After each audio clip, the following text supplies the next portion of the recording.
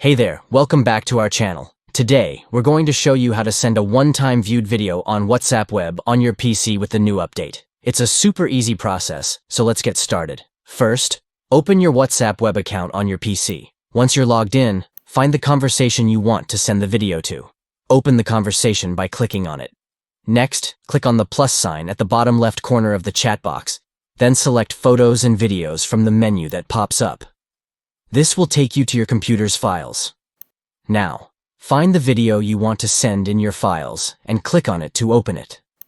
Once the video is open, you will see an icon with the number 1 on it at the top right corner of the video player. Click on this icon, and a dialog box will pop up asking if you want to send the video as a one-time view. Click OK to confirm, and then click Send to send the video to the recipient. And that's it. You've successfully sent a one-time viewed video on WhatsApp web on your PC. It's a great way to share videos privately with your friends or family members. Thanks for watching, and don't forget to like and subscribe for more tutorials like this one. See you next time.